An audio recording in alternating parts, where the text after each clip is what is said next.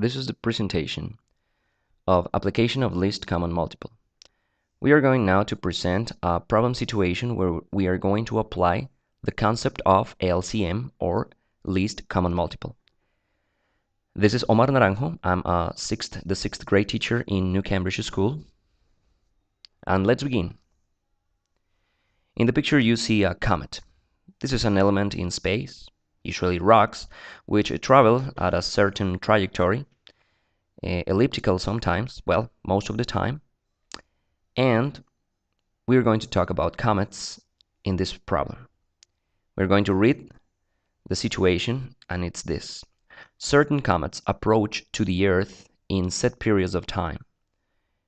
A first comet approaches every 12 years to the Earth. It means that in its elliptical trajectory, well, it's an assumption, it travels around the solar system and approaches to the Earth every 12 years. Now, a second comet has a trajectory of every 24 years, and a third one, its trajectory is every 60 years. Now, we have two questions for this problem situation. If the last time they approached at the same time was in 1891, what does it mean? It means that the three comets coincided or passed close to the Earth at the same time in 1891.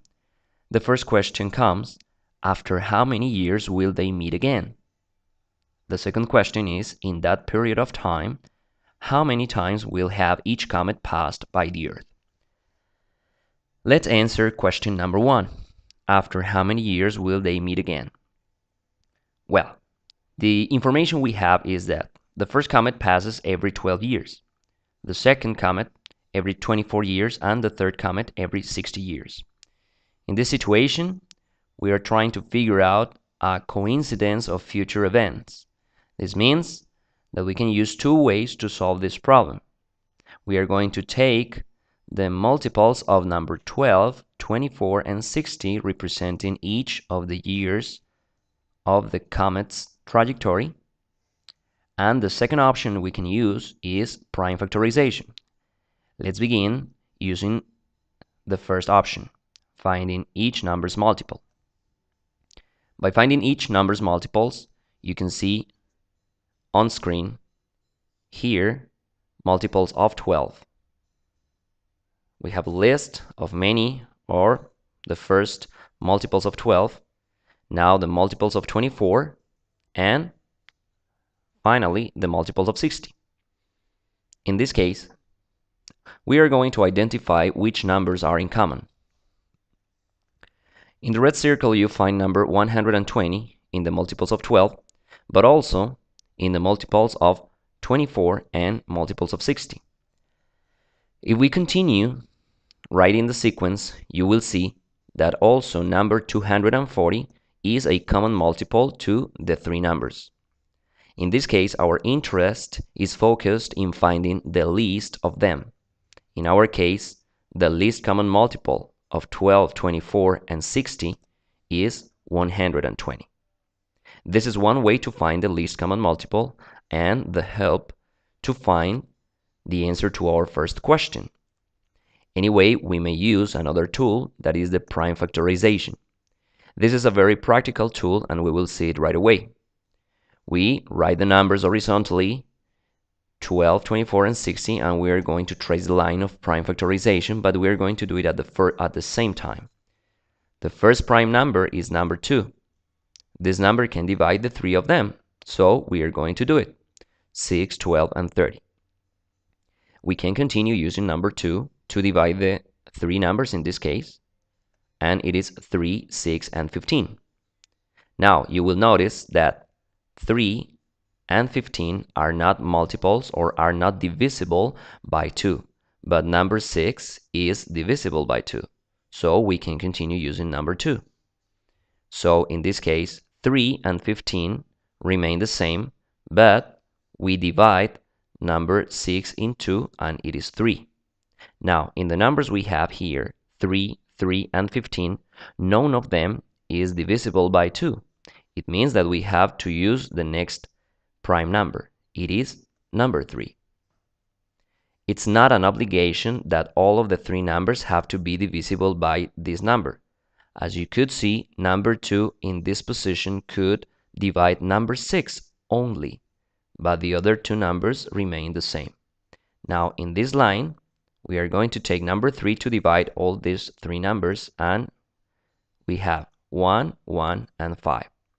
So, in order to finish this exercise, we are going to take number 5 to divide this number 5. The other 2 numbers remain number 1, like this. And thus we finish. We are going to represent the product of these numbers, and the result of this product is the least common multiple of 12, 24, and 60. This is 2 cubed, because 2 is repeated 3 times, as you can see, multiplied by 3, multiplied by 5.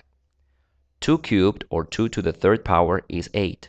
Multiplied by 3 by 5 is 8 times 3 is 24. Times 5 is 120, which is the same solution we found in our first way to solve it. Now, what does 120 mean?